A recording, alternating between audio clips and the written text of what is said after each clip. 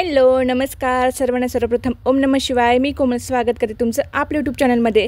तर आज आहे अक्षय तृतीया आणि त्यानिमित्त मी दाखवणार आहे की मी अक्षय पात्र कसं भरले आहे। अक्षय पात्र म्हणजेच असं पात्र की ज्यात भरल्या गेलेल्या वस्तूंचा कधीही क्षय होणार नाही, त्या आपल्या घरामध्ये अखंड राहतील।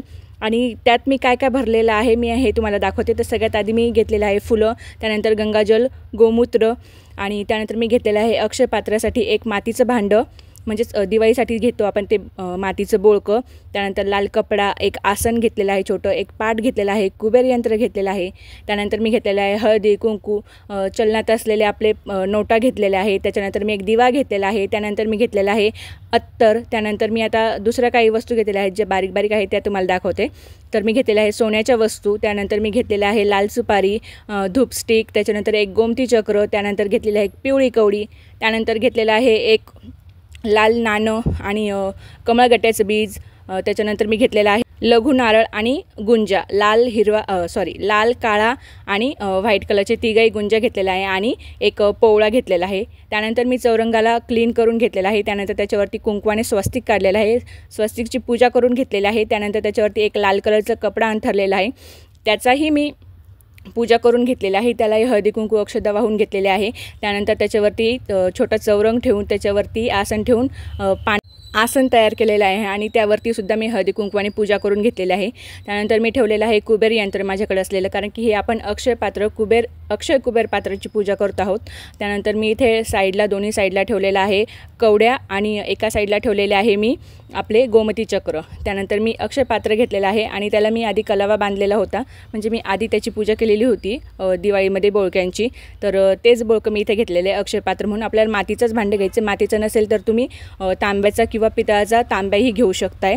त्यानंतर मी घेतलेलं आहे हळद, त्याच्यामध्ये मी टाकलेलं आहे थोडंसं गंगाजल आणि त्याच्यामध्ये टाकलेलं आहे थोडंसं गोमूत्र आणि याची आपल्याला एक पेस्ट बनवून आपल्याला पूर्ण त्या पात्राला जे आहे ते अलंकरित करून घ्यायचं आहे। म्हणजेच पूर्ण अक्षय पात्राला आपल्याला ह्या बोळक्याला जे आहे ते पिवळं करून घ्यायचं आहे, त्याला लावून घ्यायचं आहे। म्हणजेच ह्या बोळक्याला सोन्याचा आपण लेप लावलो आहे असा अर्थ होतो। त्यामुळे आधी याला हळदीने अलंकरित करून घेतलेलं आहे मी। आणि त्यानंतर आपल्याला याच्यावरती काढायचं आहे कुंकवाने, ते म्हणजे स्वास्तिक। तर हे पात्र तुम्ही मातीचंही घेऊ शकताय, जर मातीचं नाही मिळालं तुम्हाला तर तुम्ही आपलं तांब्याचं तांब्या घेऊ शकतायत किंवा एखादा दुसरा तुमच्याकडं कलश असेल चांदीचा म्हणा किंवा पितळाचा म्हणा तोही घेऊ शकताय। आणि काहीच नसेल तर मातीचं बोळकं आपल्या घरामध्ये असतंच, ते तुम्ही घेऊ शकताय।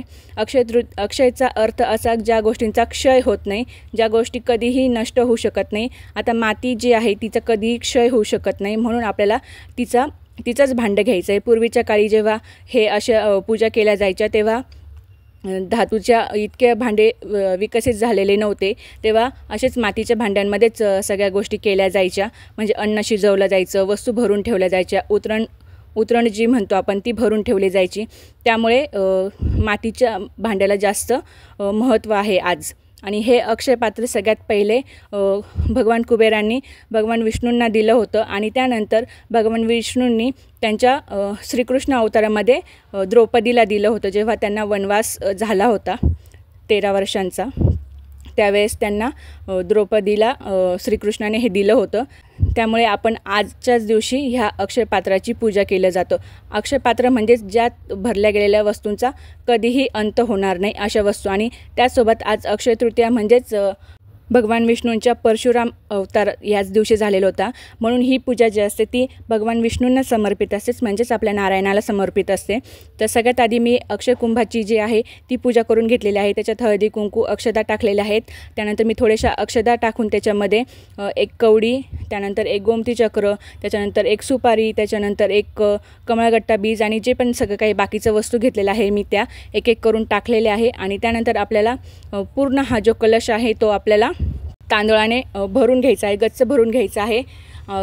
तांदूळच का घ्यायचे, तर तांदूळ हे पूर्ण अन्न आहे, तांदळाला पूर्ण अन्नाचा मान दिला गेलेला आहे। त्याच्यामुळे आपल्याला अखंड जे तांदूळ असतात ते घ्यायचे, तुटलेले वगैरे नाही घ्यायचे। तुम्ही बघू शकता मी इथे अखंडच तांदूळ जे आहे ते घेतलेले आहे आणि आपल्याला वरतीपर्यंत हे पूर्ण तांदूळ भरून घ्यायचे आहेत।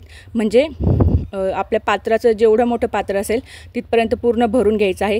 त्याच्यानंतर आपल्याला याच्यावरती जे चलनात असलेले पैसे आहेत आत्ता ते ठेवायचे आहे. त्याच्यानंतर मी माझ्याकडे हे सोन्याचं एक छोटंसं मंगळसूत्र आहे माझ्याकडं, मी ते ठेवलेलं आहे. मंगळसूत्र यासाठी ठेवलं आहे कारण की मंगळसूत्र हे आपल्या हिंदू धर्मामध्ये सौभाग्याचं प्रतीक आहे आणि आपलं सौभाग्य अखंड राहावं म्हणून मी मंगळसूत्रसुद्धा ठेवलेलं आहे पूजेमध्ये. त्याच्यानंतर मी एक छोटीशी अंगठी आणि एक ओमपान आहे ते ठेवलेलं आहे. सोन्याची वस्तू या दिवशी ठेवायची असते, खरेदी करायची असते, पण आता सोन्याचा भाव खूप जास्त झालेला आहे, त्याच्यामुळे आपण सोनं खरेदी करू शकत नाही, म्हणून जे घरात आहे तेच मी ठेवलेलं आहे. त्याच्यानंतर मी याला फुलं वाहिलेले आहे, फुलांना मी अत्तर लावलेलं आहे आणि मग त्याच्यावरती मी फुलं ठेवलेलं आहे. डायरेक्ट वस्तूंना अत्तर लावायचं नाही, त्याचे डाग पडतात. त्याच्यानंतर मी बाकीच्या सगळ्या जे वस्तू ठेवलेल्या आहेत त्यांची पूजा करून घेतली आणि फुलांनी छान असं डेकोरेशन करून घेतलेलं आहे. त्यानंतर आपल्याला इथे करायची आहे ती म्हणजे भगवान विष्णूंची आरती. तर त्याच्यासाठी मी इथे आधी कापूर प्रज्वलित केलेला आहे, दिवा लावलेला आहे, त्याच्यानंतर मी लावलेला आहे धूप आणि आता मी आरती करून घेते.